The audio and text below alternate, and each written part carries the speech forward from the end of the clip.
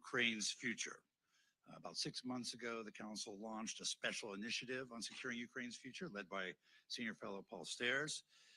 The initiative is really focused on three areas: achieving peace, how can a just and durable peace deal be reached, preparing for and realizing Ukraine's economic reconstruction and recovery, what needs to be done to boost economic growth and rebuild critical infrastructure, and thirdly, building a framework for Europe's long-term security.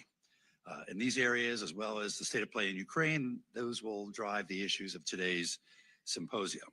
In a moment, we'll play a short video that explains some of our work in this area. But before we do, I'd like to provide just a little framing context. Russia's full-scale war in Ukraine just marked its third anniversary, just a week ago, and President Trump is determined to bring a swift end to the conflict. Needless to say, we are meeting at a particularly dynamic time for the situation in Ukraine and the relationship of the United States to that conflict. And as a response to that dynamism, we have a full day of sessions in store for you, including this morning's keynote address on the path to peace in Ukraine, Ukraine and the future of European security, and reconstructing Ukraine. It's in that spirit that I have a great privilege of introducing this morning's speaker for the keynote discussion, General Keith Kellogg, Assistant to the President and Special Presidential Envoy for Ukraine and Russia. He previously served as the National Security Advisor to former Vice President Mike Pence and Chief of Staff and Executive Secretary of the National Security Council in the first Trump administration. And our presider this morning is Margaret Brennan, the moderator of Face the Nation and the Chief Foreign Affairs Correspondent for CBS News. We're also lucky to have her as a member of the CFR Board of Directors. After the introductory video, General Kellogg will come up to the podium, give some framing remarks on Ukraine's path towards peace. Then Margaret will come up and moderate a session with him before taking questions from all of you. We also have about 300 people on Zoom.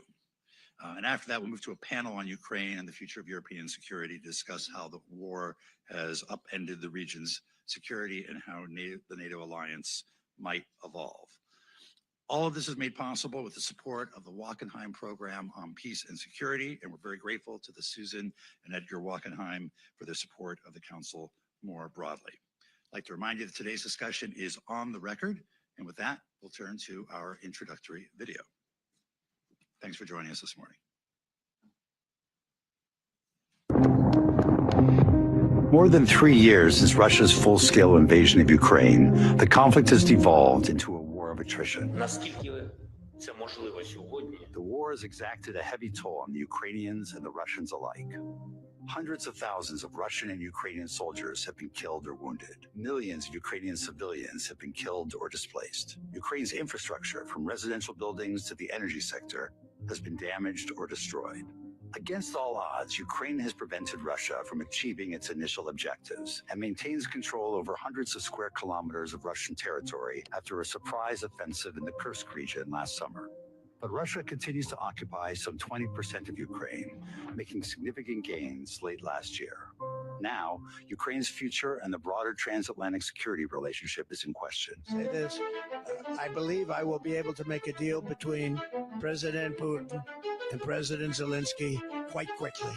Here at home, President Donald Trump has promised to deliver a quick end to the war. The United States has benefited from the order and stability that's existed across Europe for the greater part of the last century. But questions abound about the United States' role as Europe's security guarantor and the future of economic and military assistance to Ukraine. At the same time, Europe has struggled to find its footing and step up to not only defend Ukraine, but provide for its own long-term security. A secure, sovereign, and prosperous Ukraine grounded in the West is in our interests. Losing Ukraine would undercut the strength of the transatlantic alliance and encourage adversaries to take actions against U.S. partners. It would also mark the first victory for the emerging axis of autocracies. There's never been a more critical time to inform U.S. engagement on Ukraine than now. That's why we've launched the Council's special initiative on securing Ukraine's future, led by Senior Fellow Paul Stairs, to analyze the various challenges the U.S., Europe, and Ukraine must overcome to end the war. The initiative focuses its efforts on the following issues: achieving peace. How can a just and durable peace deal be reached? What are the necessary conditions for all parties? How can the United States best facilitate that peace? Preparing for and realizing Ukraine's reconstruction and economic recovery. What does Ukraine need to boost its economic growth and rebuild its critical infrastructure? How can this be achieved? What external support is needed? Building a framework for Europe's long-term security. How can Ukraine be integrated into the European framework? What does Europe need to do to deter Russian aggression in the future? What will the U.S. role be in the continent's security architecture?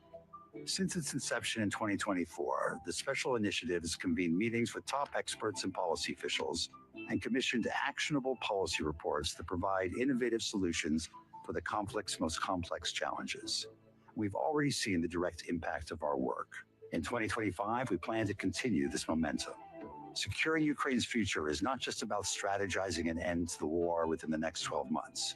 It requires looking past the cessation of hostilities to tackle the long-term economic and security challenges for Ukraine, Europe, and the United States. In the months and years ahead, we hope you'll engage with us on this effort.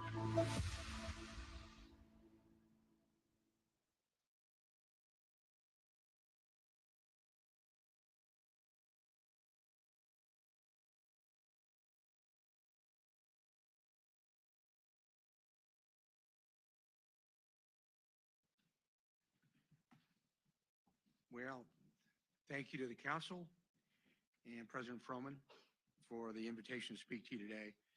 And thank you to the audience for joining this conversation. I see some friends in the audience that have been here before, Elliot, Doug, the rest of the team out there. And today I think we're going to be discussing what is arguably the most complex foreign policy challenge the administration is faced with, and that's ending the Russian-Ukraine war, the largest war in Europe since the end of World War II. President Trump recognizes this and has acknowledged the gravity and complexity of bringing peace to this war. In a December press conference at Mar-a-Lago, President Trump remarked that ending the Russia-Ukraine war would be, quote, even more difficult than resolving the ongoing Israeli-Hamas war and the turmoil in the Middle East, end quote. President Trump's assessment is well-founded. The Russia-Ukraine war has become the largest land war in Europe since World War II. The death and destruction is what could be called industrial grade. After 3 years of war, combined casualties on both sides have surpassed 1 million individuals. Think of it this way. Just on the Ukrainian side alone, more soldiers have been killed, the Ukrainians, than the United States lost in the Vietnam War and the Korean War combined. Russia has over 490,000 soldiers deployed to Ukraine, a force that is larger than today's active United States Army. Russia has destroyed Ukrainian cities like Mariupol, a city the size of Denver proper. The city of Izium, a city that I visited, a city of 70,000, now holds less than 20,000, where when I was there, cooking was done in the streets because of no electrical power. The hospitals were running on generators. Russia's actions have been a catalyst for a broader crisis throughout Europe, to include ongoing refugee, energy security, food scarcity, inflation, and defense readiness issues across the entire continent. I've seen the destruction of Russia's war firsthand, having visited Ukraine, including the Donbass region. While the kinetic action and direct military engagement of this war is bound to Russian and Ukrainian territory, this war is ultimately being waged by a competing alliance structure who are all proxies to this war. Russia's war effort has led to a deepening of alliances with the Chinese, the Iranians, and North Koreans, where the Europeans are supporting Ukraine by proxy, in a simple fear that if Russia is not stopped in Ukraine, the war will spill over to the rest of Europe. Recently, spending 3 days at the recent Munich Security Conference talking to them, their fears and concerns look palpable. So when we discuss the complexities of ending this war, it comes from an understanding that bringing this war to a conclusion not only requires mitigating the root causes of the Russia-Ukraine war itself, but it ultimately entails the United States and European allies confronting a global adversarial alliance structure. Our allies in Europe claim they will pick up any slack in support, but also openly proclaim that the United States must be involved. In this foreign policy crisis, President Trump has been clear that the United States' primary objective in this war is to stop the killing and get both sides to the table and implement an enduring peace structure. America has funded this war with over $170 billion. This year alone, with the most recent tranche of over $60 billion, is an amount larger than we funded the United States Marine Corps this year. Donald J. Trump is a peacemaker, and he is a president of peace. President Trump has committed to the American people that he will put the interests and security of our citizens first, and he will keep our nation out of endless wars. You know, I'm reminded of what Professor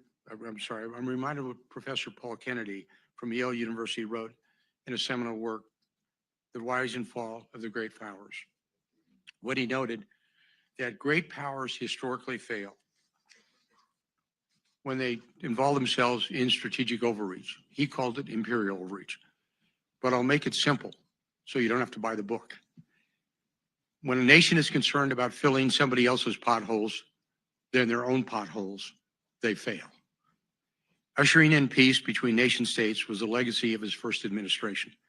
And this is the same mission he is bringing into the second administration and towards this war. This war did not start on Donald Trump's watch. I believe he's absolutely right. It would not have started if he was in office, and the strategy of the previous administrations, as much as it takes, as long as it takes, to me, was not a strategy, but a simple bumper sticker. Despite the past, President Trump is working hard to bring a peaceful resolution to this war.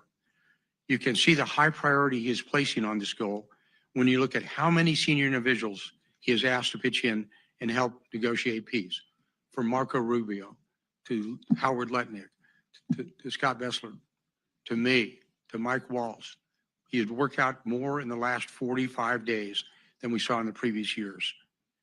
And we've only been at it for 45 days, but we already had teams in Moscow and in Kyiv. And we all want the same thing.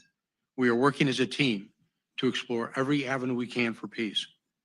But as we know, and as this administration knows, peace is only possible through strength, which brings us to where we are today. How the Trump administration is deploying strength in this urgent moment to bring a peaceful resolution to this devastating war. To start, President Trump's America First approach towards engagement abroad is a driving force behind this administration's approach to the war, which is notably different than the preceding administration and the broader U.S. foreign policy establishment and status quo approach to the U.S. national security apparatus. President Trump has already engaged President Putin. He's engaged President Zelensky. We have found from previous approaches, you cannot avoid talking to your adversaries or friends alike. President Trump has elevated the United States priority as bringing peace to both sides rather than framing this war as one side winning over the other, an approach would only serve to drag America into an endless proxy war to the detriment of our own national security interests. When President Trump was asked in a May 2023 town hall if he wanted, quote, Ukraine or Russia to win this war, he responded by saying, I just want everybody to stop dying.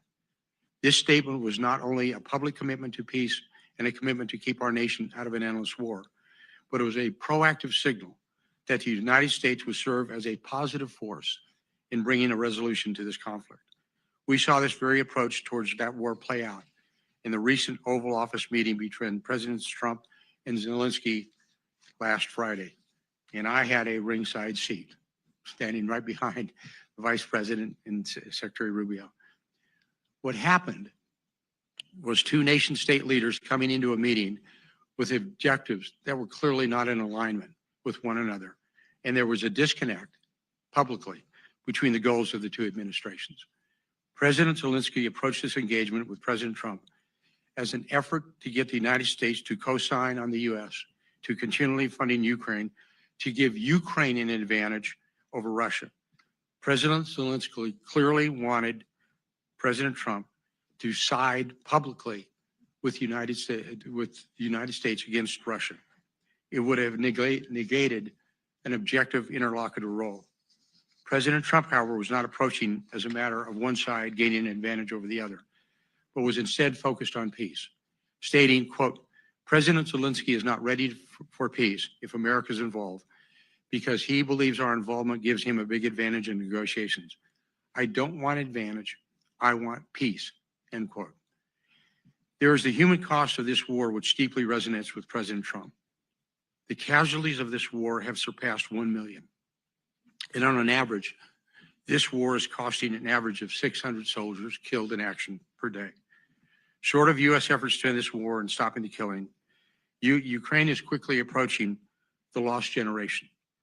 That is a term that Britain used and experienced from the bloody trench warfare in World War I. Just about a year ago, at this time, I was with President Trump as we traveled on a campaign trip to Iowa, and we discussed the war. He is not new to the issue of conflict resolution. He understands the damages of war and what it brings. And I just returned from Ukraine, where I did a visit to a Ukrainian military hospital in Irpin, where you see physically the toll that this prolonged war has had on the Ukrainian soldiers. One item became very clear: is the urgent need to stop the killing. The visit to Irpin, one that treats soldiers with combat-related amputations, was both uplifting and depressing. Uplifting in seeing soldiers recovering from grievous injuries with a positive attitude, yet at the same time depressing because their physical losses were absolutely catastrophic. This is where President Trump is coming from. He sees the war from both a human dimension and from an American strategic view. There is also a broader strategy at play in President Trump's approach to this war that is informed by the realization that the United States needs to reset relations with Russia. Not engaging with both allies and adversaries is essential in diplomacy.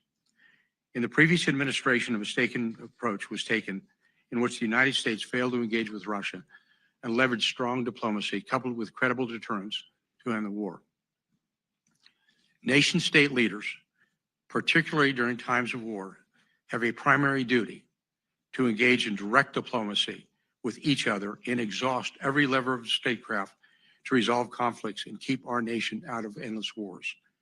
For the President of the United States to not engage with a leader at war has had immense ramifications for our national security. The continued isolation and lack of engagement with the Russians as the war in Ukraine continued is no longer a viable or a sustainable strategy, and is certainly not a responsible approach diplomatically for the United States to continue. These reasons, the human cost of this war, the need to reset relations with Russia to secure Americans' vital national interest, and ultimately to stop U.S. entanglement in an endless proxy war are the driving reasons why President Trump's approach and the framing of this war is distinct from the broader conventional approach that we see publicly to the war. So what you are seeing now, and what you're witnessing, are urgent efforts by the Trump administration to bring both sides to the table in order to get to a peace settlement. And bringing both sides to the table means applying pressure points and incentives, sticks and carrots, on both sides to get them to the table and agree to peace terms. There are aggressive movements from the administration underway to apply pressure points towards the Russians, and obviously to the Ukrainians as well. The seizing of frozen Russian sovereign assets to rebuild and rearm Ukraine, maximum pressure sanctions on Russian energy are a few of the tools the president is leveraging to get Russia to a peace deal. Look at the current sanctions, especially against the shadow fleet that carries 70% of the oil, illicit oil that comes out of Russia. We sanctioned those vessels by name. 70% of that oil comes through the Baltic Sea. The president has been clear that all options are on the table to end this war. For Ukraine, the president is also applying both pressure points and incentives to get Ukraine to the table. The critical minerals deal is an important part of this effort to get Ukraine to the table. And President Trump approaches diplomacy and engagements in a very transactional manner, with economics as the foundation and driving force behind international affairs in President Trump's America's first, quote, transactional diplomacy, end quote, model. The transactional diplomacy approach is why in his discussions with foreign leaders is the first question to them is often to ask, as I found the very first time we were in the cabinet room when a foreign official came in, the comment was, quote, what is the trade imbalance between our two nations? That is the same underpinning of the proposed critical minerals deal between the United States and Ukraine. It sets a foundation in which the United States can receive a direct return on its investment in Ukraine. The United States has been Ukraine's leading partner in supporting Ukraine's defensive war from Russia to the extent of over $170 billion. This deal, the critical minerals deal, in one sense, is a mechanism in which the American taxpayer can begin to be recuperated from the costly financial sustainment of this war.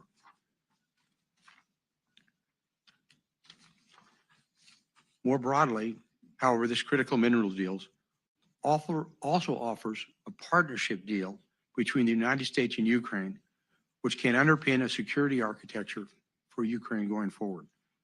If the United States has direct economic interest in Ukraine, then the United States has a direct and vested interest to protect its economic interests as well, which serves, in fact, as a de facto guarantee, a security guarantee for Ukraine. You will continue to see strong efforts from the United States to bring both sides to the table in order to reach an enduring and sustainable peace effort. We are at the early stages, and very candidly, the road will be bumpy. All peace negotiations are. But failure to end this war, now over 3 years old, could be consequential, not just in Europe, but the world as well. And thank you for having me, and I await your questions and the discussions.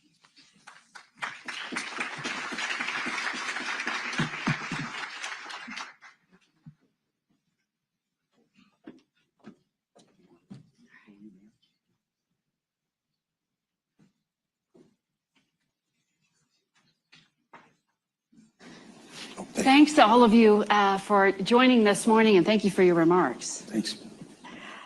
For all of you here, we're going to have about 25 minutes of conversation before we open it up to questions from all of you. So this meeting is on the record, and I see my fellow reporters in the gathering here. There are a lot of very specific questions. I know you don't want to talk in specific terms, but we have seen just such a flurry of news in the past 24 to 48 hours from the administration, including the CIA director just yesterday going on Fox News and announcing that intel sharing with Ukrainians was being cut off. My network, CBS, is reporting that's all intelligence sharing, including targeting data for US-provided weapons like HIMARS. There is some defensive intelligence being allowed for Ukrainians to protect themselves. Last night, European Command also issued a statement to CBS saying that there is a pause to security assistance to Ukraine, including what was already in train from the Biden administration. So that's on top of the pause of the $3.85 billion that President Trump just issued. What is the intention here? What is the specific ask that Ukraine has to deliver on for all of this to be lifted? Margaret, I believe, and thanks for the question. I believe the push is to get them to engage in diplomatic activities, give us their, for lack of a better term, their term sheet, to get this to the table and say this is an approach to going forward. We know that both sides are going to have disagreements and agreements as well. So I think it's like a forcing function that you want to get there. It's sort of like, the Russians may say, well, for you to get involved in the talks, we want you to sell us Alaska back. That probably won't happen. But the same thing is going to be with the Ukrainians. So it's more of anything. It's a forcing function to get to the realization that we want to go to a peace discussion, a peace deal. Look, my experience in the reading of history and studying the Russian war. In fact, there's a great book by Russian War by a guy named Alexander Wirth that it comes right down to it. The one thing you never want to do with the Russians is get into an attrition war. I mean, this is the same nation that in World War II lost 70,000 troops dead in Stalingrad in 6 months and continued to fight. So you have to kind of think about how do they look, how do we want to go to, and you don't want to get into a war like that. So again, bottom line, it's a forcing function to get them to the table. But that's a pretty major concession to Russia to constrain Ukraine's ability to target and hit Russian forces. This pressure really seems to be directly impacting potentially what they can do on the battlefield. Yeah, but this is one of those, very candidly, they brought it on themselves. The Ukrainians, what I mean by that. Look, when we were in the Oval Office last week on Friday, and I'll kind of give you the background a little bit of it. When we talked with President Zelensky before that meeting, there were 13 U.S. senators at Hay Adams. And we said, okay, this is like stage managing. This is what you want to say. It's basically going to come in. We have a precious metals deal. You're going to sign the deal. You're going to have lunch, have a press conference, exit stage right, and you're good to go. We continue to go. What happened became a very combative press conference that went on for almost, 50 minutes. That caught everybody a little bit by surprise. I was, right there. And I think what happened is they said, wait a second, this is not what we thought this was going to be. You don't negotiate peace discussions in public. You don't try to challenge the President of the United States in the Oval Office that, in fact, you need to side with me and not the Russians. You don't become an independent interlocutor if you look at something like that. And he was forewarned. It's not like President Zelensky was not made aware that this is what we wanted out of the Ukrainians, to basically say, go here, it sets the next stage, it opens up, it goes forward. So I don't blame the President of the United States at all. I think he made a decision, as he is the Commander-in-Chief under Article 2, Section 2, that he wanted to do. And it's sort of like saying, okay, this is where you want to go. We're going to play it real politics.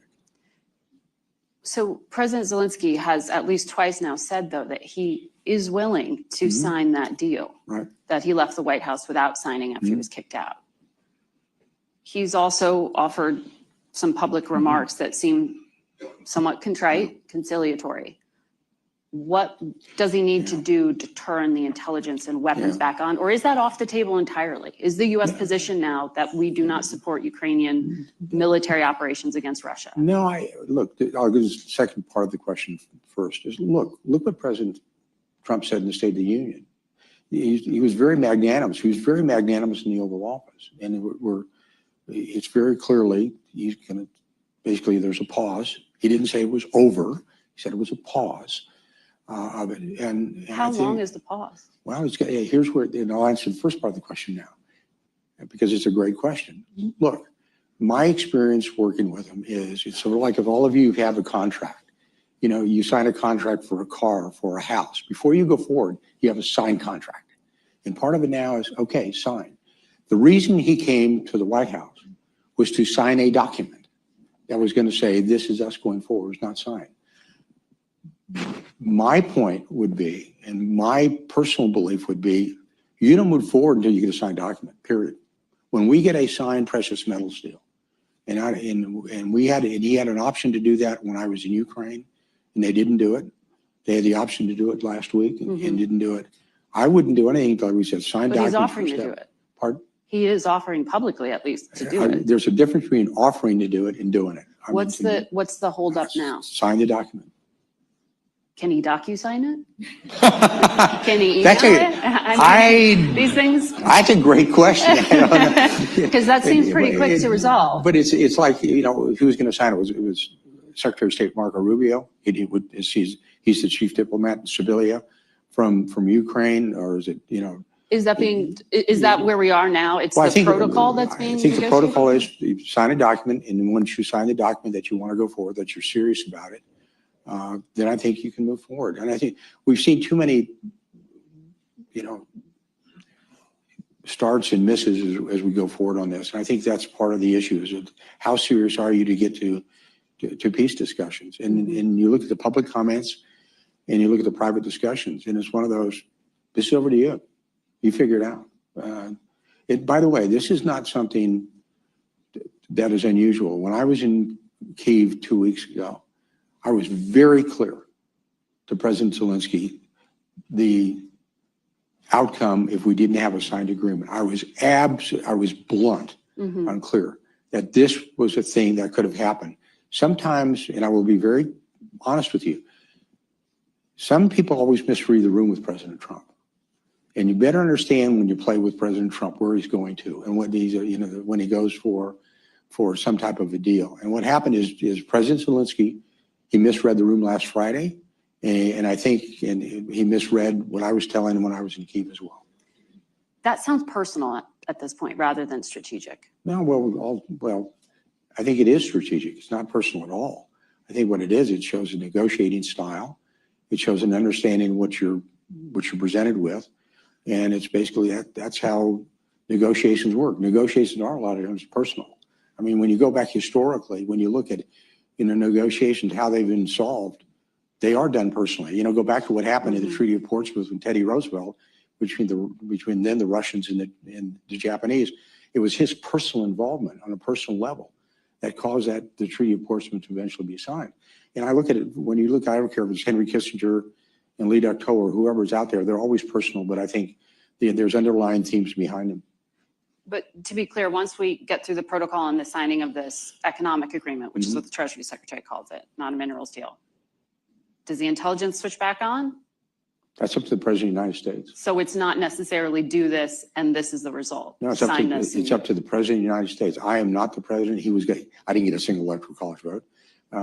It's up to the President. And he's the Commander-in-Chief, he's the President. And I would never, ever speak for the President. It's going to be his call. Well, I'm asking that because it's confusing, frankly. I had the Treasury Secretary on Face the Nation on Sunday, and he had previously described the minerals and economic deal. He said, I was wrong when I called it minerals deal. He said it's an economic partnership deal.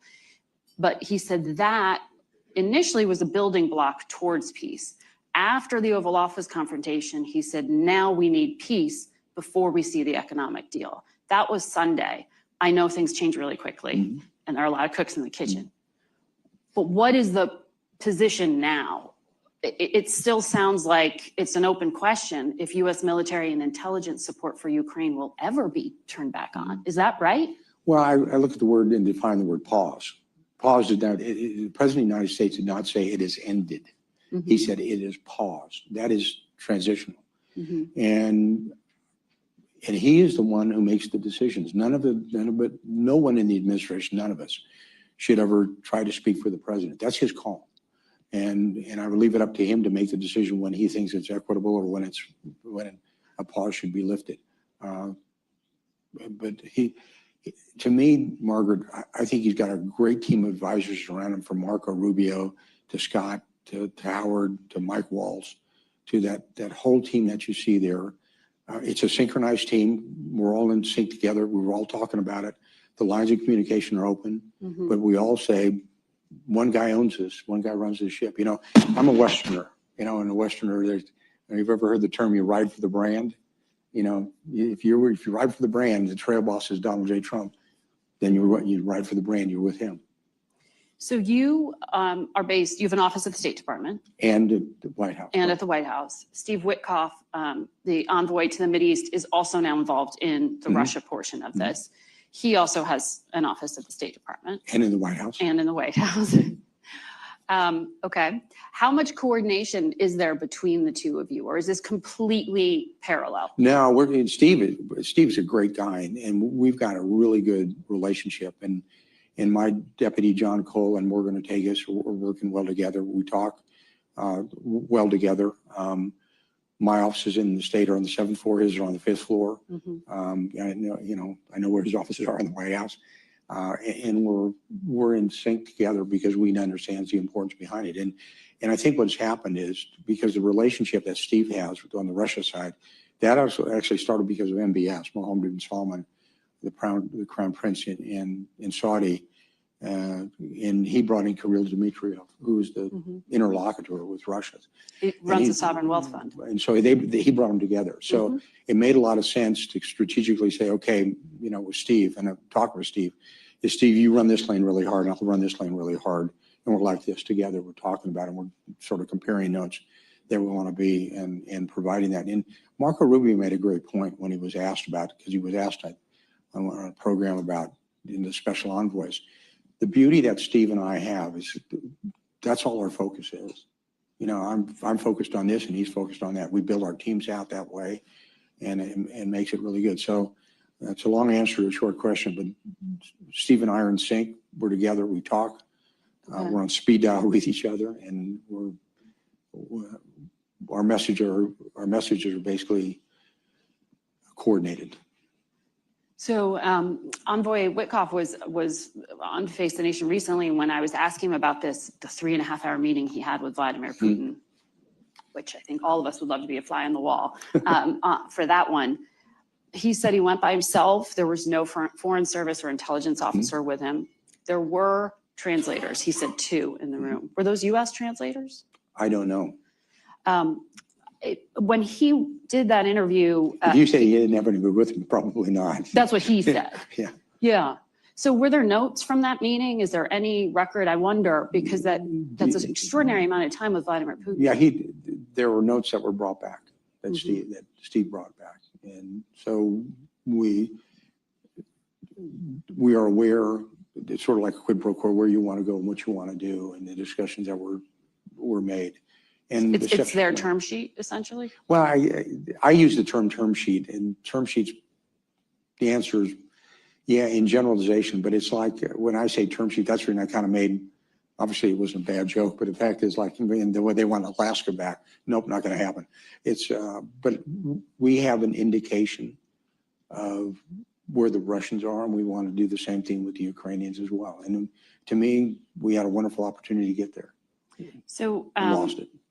Envoy Witkoff said on a different network, but I read the transcript, that the framework for a peace deal between Ukraine and Russia is the Istanbul Protocol Agreement. Yeah.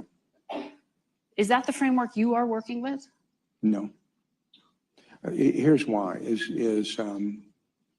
we both work from different, that came out of the Russians, said maybe you go there. To me, when you look at the Istanbul Accords, you know, that happened 30 days after the invasion. And the demands in Istanbul were fairly significant on a very weakened Ukraine. And here's where I will agree with what Steve said. And Steve said it's a departure point. I think that's a good word to use. It's a departure point. At least but I think you have to look at those. I don't believe for all of us that is an equitable framework. And I think we have to develop something entirely new. You can start from that position if you want it with the Russians, but that is going to be something up to the negotiation teams going forward, what they want to look at. And I know that President Erdogan would obviously like to use that as a starting point. But I think any reasonable person has to look at what those accords actually said. Right. And you read each one of them quite clearly what was demanded. And I think now when you look at it, even though Ukraine at the time was agreeable to some of the conditions there, you have to look at the time frame when that was done. And that was when the battlefield was in flux. It was 30 days after the start. They were still fighting around Bucha. You know, they were still trying to evict them from Kharkiv, the regions around Kharkiv, and it was a pretty strenuous fight. So you have to go to today. You can't go back 3 years ago. Yeah, the Institute for the Study of War issued an analysis of that, saying the draft protocol leaves Ukraine helpless in the face of future Russian threats of aggression. It sounds like you agree with that assessment. Yeah, I think it said it also restricted any bilateral security agreements. So this is not the Trump administration position. I think Steve made the comment as a general comment. It is not the Trump administration policy because they haven't made their policy. You know, the president said this is where we're going to be because we haven't got to that point yet. You know, that's what, you know, I like the term sheet. We know that what the term sheets are going to be, and then you can, you know, pivot from a known point and say, okay, this is where you're at. In your remarks, you use the phrase "a credible deterrence to end the war." In your mind, and you have a military background, obviously, what does that mean? Because that could be interpreted as a security guarantee. Yeah, well, I think when you look at it, there's a tendency to default to kinetics. When you talk about a security guarantee, that means 50,000 or 100,000 or 80,000 troops right on the border, right on the line of contact. It is more complete than that. I think you have to look at it when you talk about security guarantees. It's not only the kinetic piece, the military piece, which is clearly important, but it's also the economic piece, the sanctions. What are you doing with the frozen Russian assets? There's 300 billion sitting in Belgium right now. What are you going to use those with? And primarily that's oligarchs' money. Do you want to seize that? Pardon? Do you want to seize that? I think you have to have that President Putin needs to understand those assets are that can be seized as long as the Europeans are willing to do it. And that's going to be up to the Belgians to want to do that, but it's also diplomatic as well. And I think part of this process is it's an unusual process in the sense that we were not confronted with this 4 years ago. You know, when 4 years ago you looked at North Korea, was think of a quad chart. The North Koreans were over here, the Iranians were over here, the Russians, you know, were over here in working that issue, and the Chinese were over here. Well, now they're all together, and they're all together. You actually got a peace, a defense arrangement between the Russians and the North Koreans. North Koreans are fighting outside of Kursk right now. I mean, conceptually, you could see that if there's a war in the Korean Peninsula where over 20,000 US troops are, you could see Russian troops fighting because that's part of the agreement. And I said, we weren't confronted with that 4 years. It's a brand new arrangement. And so what President Trump did before is he kept them all segmented. It's sort of like the game of whack-a-mole. That every time a mole would come up, you whack it down. Well, all the moles came up. And now we've got to figure, okay, how do we deal with this? Nestor made the comment about geostrategically. This is not just a European problem. This is a global problem. And I think we have to approach it that way as well. You can't just isolate Europe. So that's going to be the issues going forward. And I think the president appreciates that. And it's something that we appreciate. Steve does, I do, Secretary of State Rubio does as well. That we've got to manage this, stage manage this in a way that protects U.S. equities into the future. So does credible deterrence mean that the Trump administration would backstop European peacekeeping forces? That came up in the Oval with the Prime Minister of the UK, and it wasn't clear what the U.S. answer was. Well, I think that's part of the discussion we're having with the Europeans as well. When you talk about what does backstop look like, define your terms.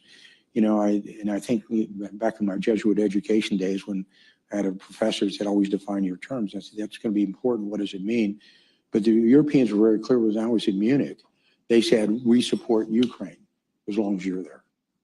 And said, well, what does that mean? So I think that's the reason you have to, the diplomatic side with the presidents and prime ministers and chancellors of Europe, what does that look like? The economic side, what do sanctions look like? What is frozen assets, whatever it's going to be. And then we also look at the military side as well. Look, I made that comment a minute ago. It's pretty interesting to me when you look at it and isolate it to one issue. When you look about the sanctions the U.S. put on, we actually sanctioned the shadow fleet by hull. Sorry, the shadow fleet. Are you talking about the sanctions on Iran? No, the shadow fleet was the fleet that carries the illicit oil coming out of Ukraine. That's going to some of our allies out there, like India. From Russia. From Russia. And 70% of the illicit oil is, in fact, going through the Baltics on that fleet. We've sanctioned each individual ship by name. USS Kellogg, USS Smith, whatever it is out there. In 2018, 2019, we did something very similar with the North Koreans. We actually sanctioned their fleet that was moving coal from Korea to China. And we used U.S. Coast Guard assets. And we've got 10 world-class cutters that can do that. You actually start interdicting the fleet. And there's ways to do that with the allies. And you start setting that down. And those are kind of things that you do economically that would really make everybody understand, stand up and say, okay, they're serious about this. Bring them to the table. This is what you're going to do. But those are the kind of options that we have to have. So is putting further sanctions on Russia an option at this point? Well, because we haven't heard, at least, that they've been offering any concessions. You know, Margaret, it's not so much more options, it's the enforcement of the options. I think what's happened when you look at, if you ranked order the sanctions, I think if it was between 1 to 10, we're probably at a 7. The problem is with enforcement, we're probably at a 3. And so that's where I keep going back to that one to kind of make a point. If you're serious about the sanctions and you do it, not only the Russian sovereign assets, but there's other things that you can do if you want to do it as allies to do it. And by the way, some of the allies are actually doing that in the Baltics. They're actually intercepting some of those vessels. Now, people come out and say, well, there's international laws, there's international rules, and it's, but you can seize or board some of those vessels to kind of make the point. So the sanctions are there. I think the most important thing is the enforcement of the sanctions, not necessarily the sanctions themselves. You think the Trump administration needs to enforce sanctions against Russia more strongly, or you're saying other countries? I think we recognize the opportunity to do so. And I would remind everybody The war's been going on for 3 years. We've been in office for 45 days, you know, kind of, okay, we kind of know where we're at. We're kind of figured it out, and this is where we're going. I want to take some questions from those in the audience as well. But as we gather those, can you quickly tell us what is in the economic partnership deal at this point? Well, Have the terms the changed? deal, you know, when we talk about, and you know, I'm going to be honest with you, you know, if a precious metal hit me in the face, I probably wouldn't know what it was, but I do know what they are. And I think part of it is just not only oil infrastructure, but the rebuilding of that infrastructure, but also you're looking about some precious metals. And I'll use titanium as an example. You know, titanium is, they export it, we import it. And it's designed for a lot of things that we use in the defense establishment, and the ability to reach and to use those. And here's the thing, and when I was talking to the president about it, I said, one of the things we probably ought to do before we really lock ourselves down is get the U.S. Geological Service to actually inventory that. Because the last time that those precious metals were even inventoried were done in the Soviet days. So you're kind of taking a little bit of a leap of faith in what's actually out there. We do know that it's called the Ukrainian Crescent, and it's on the western part of the Dnieper River, that there's a huge crescent of those precious metal areas that are there. Some of them are also, by the way, in Russian territory, Russian occupied territory now. And part of it, I think the most important is, it's an economic security deal. And what I mean by that, and we tried to get across to President Zelensky and his team, look, when you get involved economically with somebody, I don't care if it's setting up McDonald's hamburger franchises or the precious metals, you invest yourselves diplomatically, militarily, economically in the future of this country. And that's what we're trying to get across to them. That, look, this is something that is a big deal for us because President Trump is a transactional leader, and transactional starts with economics. And so we thought this was a good start for Ukraine and for an alliance that will continue to build with the United States and Ukraine. Michael Gordon here in the front row has the first question here in Washington. Thank you. Michael Gordon, Wall Street Journal.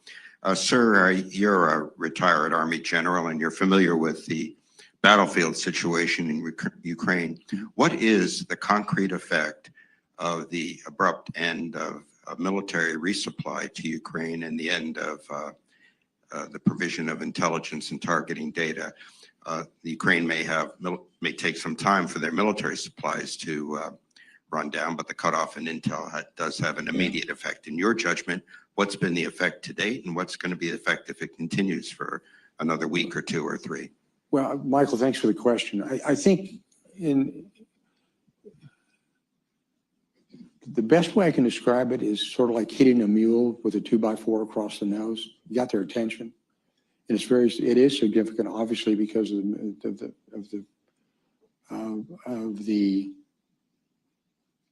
support that we give. Okay, but it's one way to sort of get your attention to do it.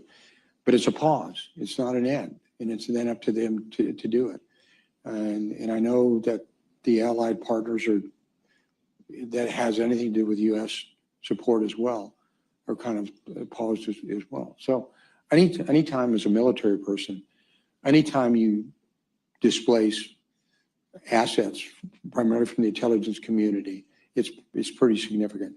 And I'll use unclassified reports. There are certain reports that allow certain aircraft that allows people to see deep, that we basically said this is unclassified reports on the news that have been withheld out there. So it's like, okay, what do we see with their aviation assets, the Russian aviation assets? What does it mean? And I think that's important.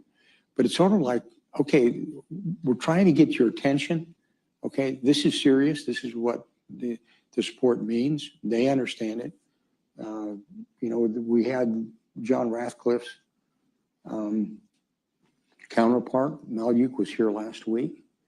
He knows, Ratcliffe knows.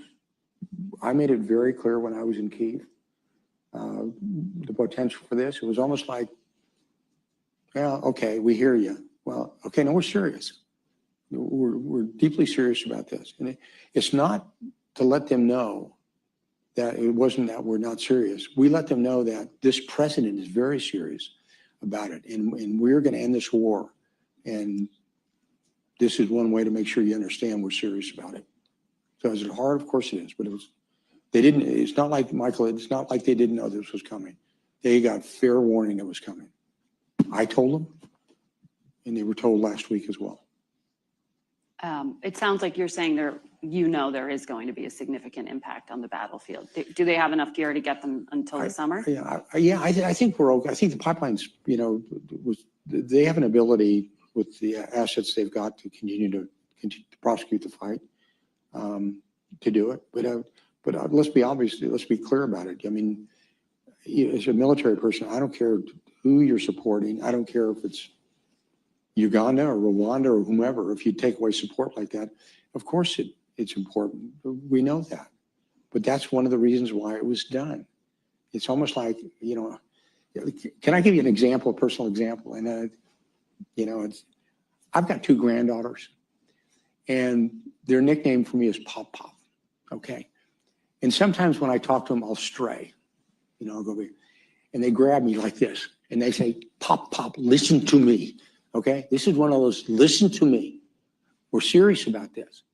And you need to understand we're serious about this. And this is one of the ways we made sure they understood. And I think as a result of that, they realize we're serious. And they need to get serious about it as well. That Michael, and to go back a week, that 50 minutes in the Oval Office was entirely preventable. President Trump was very magnanimous in that for the first 30 minutes. And I'd ask you to go back and look at the tape, not once, but 2 or 3 times, and everything he did. And that went, as the term is, that went south real quick. Mm-hmm. Jill here in the center of the room. Thank you very much, General Kellogg. Jill Doherty from Georgetown University. I wanted to ask you about Russia.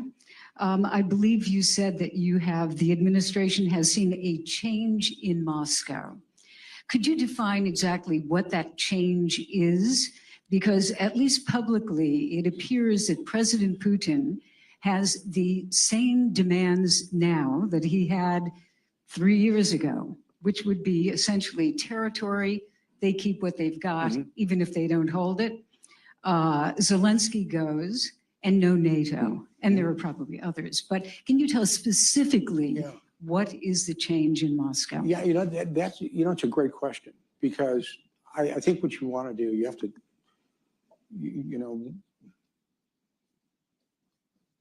I think leaders have to talk with one another. And President Biden didn't talk to Putin for over 2 years. President Trump has. So start of the changes we're talking. That doesn't sound like much, but it's important that you've got leaders talking. The second is, of course, they're going to make their term sheet large. That's the reason I made that comment about who knows what they're going to ask about, but that's a starting point. It's not an end point. I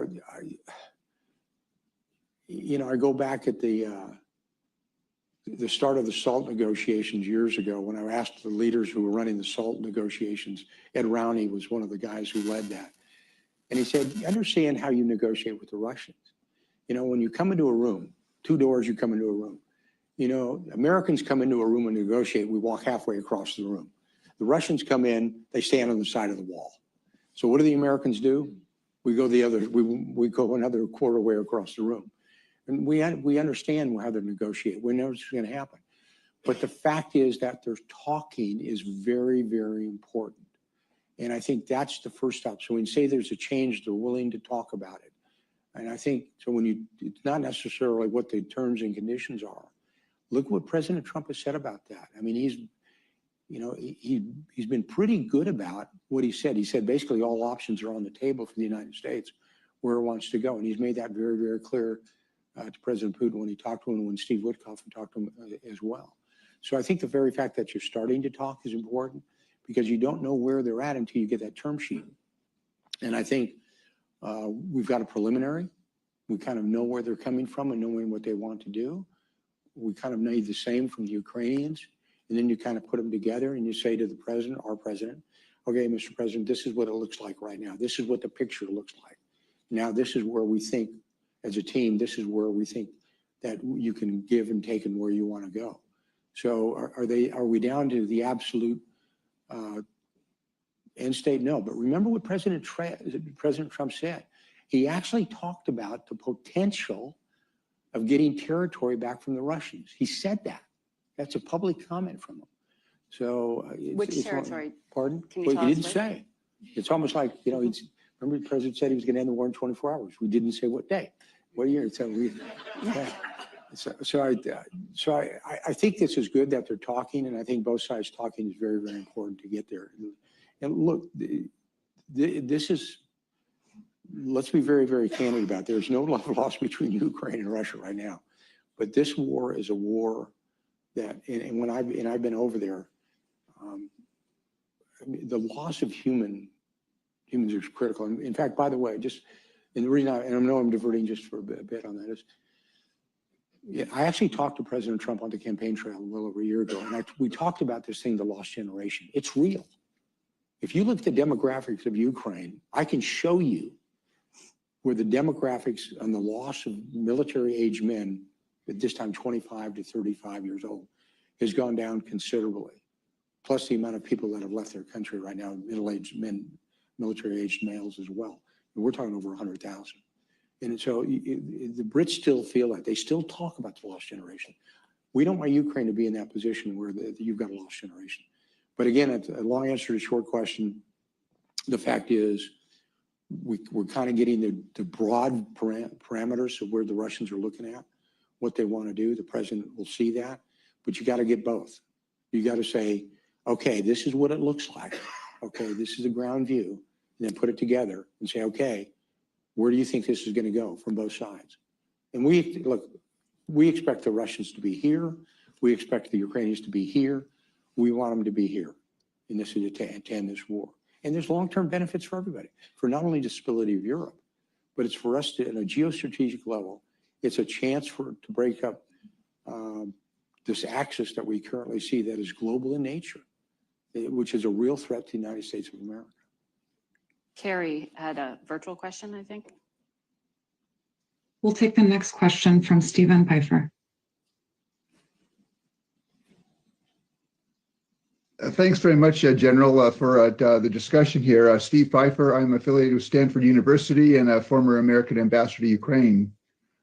Sir, you talked about carrots and sticks. It does seem like the United States is applying some very heavy sticks against Ukraine with the cutoff of intelligence and the suspension of arms. Can you talk a little bit more, though, about the sticks we're applying on Russia? Because at least publicly, the Russians seem to be the much more recalcitrant party with a very inflexible negotiating position. You mentioned sanctions on shadow tankers.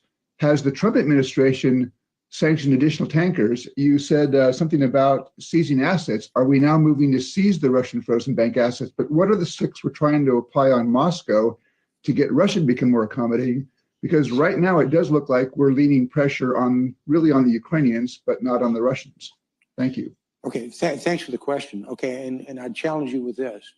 And it's almost a binary, it's a question with a binary answer. Do we have a term sheet from the Russians broadly? And do we have a term sheet from the Ukrainians? The answer is yes and no. So when you look at applying the pressures, we understand the pressures, but we kind of understand the pressures we can apply. Again, I remind everybody, we've only been at this for 45 days to get there, but we know what we can apply pressures where they want to go to. But they reached out fairly fast. Steve Witkoff went to Moscow, was able to talk with Putin for 3 hours. There was a call that was made between President Putin and President Trump. And we offered, when you talk about the pressures, the fact is, when the Ukrainians came last week, they had an invitation to sign a document in the Oval Office, have lunch with, they came to Washington, D.C., had that invite, and frankly, walked out of here with nothing. So I challenge your notion about who's being more reasonable right now, because when you look at what is happening, I don't see it the same way. I think that we're going to get there. I think the options are to apply more pressures. I think that's good. I don't think it's been done. But I think the opportunity is there to do it, and that's going to be up to the President of the United States. Do we have time for one more, Carrie? Okay. I'm going to go wrap on time up here. But it sounds like you have a lot of people here who want to talk to you. So I'm gonna leave it here for us today. Thank you all virtually for tuning in. Thank you, General Kellogg, as well, for your time and for taking questions. The video and transcript of the symposium will be posted on CFR's website, and you can join for session 2, Ukraine and the Future of European Security, beginning 15 minutes from now. Thank you. Thanks, Margaret. Thank you, General.